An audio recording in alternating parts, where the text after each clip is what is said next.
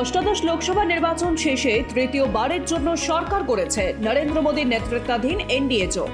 এই লোকসভা ভোটে সংখ্যাগরিষ্ঠতা পায়নি বিজেপি, যার ফলে মিলিজুলি সরকারই করতে হয়েছে তাদের। আগামী কয়েকদিনের মধ্যেই নতুন বাজেট পেশ করবে নতুন সরকার, কিন্তু তার আগে মোদী সরকারের মুকুটে নতুন পালক যোগ করল আরবিআই এর একটি রিপোর্ট। সোমবার প্রকাশিত আরবিআই এর রিপোর্ট অনুযায়ী 2023-24 অর্থবর্ষে দেশে মোট 4,70,00,000 নতুন কর্মসংস্থান তৈরি হয়েছে। এই রিপোর্ট অনুযায়ী বেড়েছে কর্মসংস্থান বৃদ্ধির হারও। রিপোর্ট অনুযায়ী 2022-23 অর্থবর্ষে দেশে কর্মসংস্থান বৃদ্ধির হার ছিল 3.2%, আর গত অর্থবর্ষে এই হার বেড়ে দাঁড়িয়েছে 6%। সূত্রের খবর অনুযায়ী ক্লেমস তথ্য ভান্ডারের বিভিন্ন তথ্য বিশ্লেষণ করে কর্মসংস্থান বৃদ্ধির হার খতিয়ে দেখছে রিজার্ভ ব্যাংক। জানা গিয়েছে মোট 27টি ক্ষেত্রে কর্মসংস্থানের হার খতিয়ে দেখেছে ভারতীয় রিজার্ভ ব্যাংক।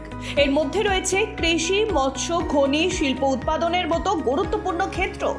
প্রসঙ্গত, ক্লেমস তথ্য ভান্ডার এমন এক সংস্থান যেখানে কর্মসংস্থান এবং শিল্প উৎপাদন সংক্রান্ত সমস্ত পরিসংখ্যান বিশ্লেষণ করা হয়। তবে রিজার্ভ ব্যাংকের এই রিপোর্ট নিয়ে দেখা দিয়েছে বিভ্রান্তিও।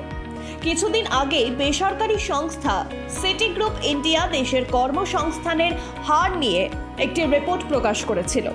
সেই রিপোর্ট অনুযায়ী দেশে আর্থিক বৃদ্ধির হার 7% বাড়লেও প্রয়োজনের তুলনায় নেই কর্মসংস্থান।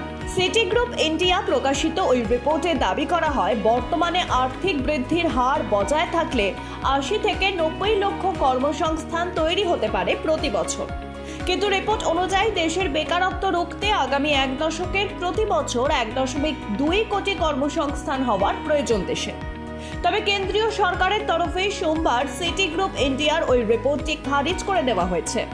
কেন্দ্রীয় শ্রম মন্ত্রকের তরফে এদিন জানানো হয়, পিরিয়ডিক লেবার ফোর্স সার্ভে এবং রিজার্ভ ব্যাংকের ক্লেমস তথ্য ভান্ডারের পরিসংখ্যান অনুযায়ী 2017-18 অর্থবর্ষ থেকে 2021-22 অর্থবর্ষ পর্যন্ত দেশে 8 কোটি নতুন চাকরি হয়েছে। রিজার্ভ ব্যাংকের এই রিপোর্ট নিঃসন্দেহে নরেন্দ্র মোদীর সরকারের টুপিতে নতুন পালক সংযোজন করেছে। প্রসঙ্গত, 2014 সালে প্রথমবার ক্ষমতায় আসার পর থেকেই প্রধানমন্ত্রী নরেন্দ্র মোদী দাবি করে আসছেন আত্মনির্ভর ভারতের। তার প্রতিশ্রুতি ছিল দেশের যুব সমাজকে আত্মনির্ভর করা। রিজার্ভ ব্যাংকের এই রিপোর্ট প্রকাশের পর নিঃসন্দেহে বলা যায়, নিজের প্রতিশ্রুতি পালনে সম্পূর্ণ সক্ষম হয়েছেন প্রধানমন্ত্রী নরেন্দ্র মোদী। Bureau report, Ritam Bangla.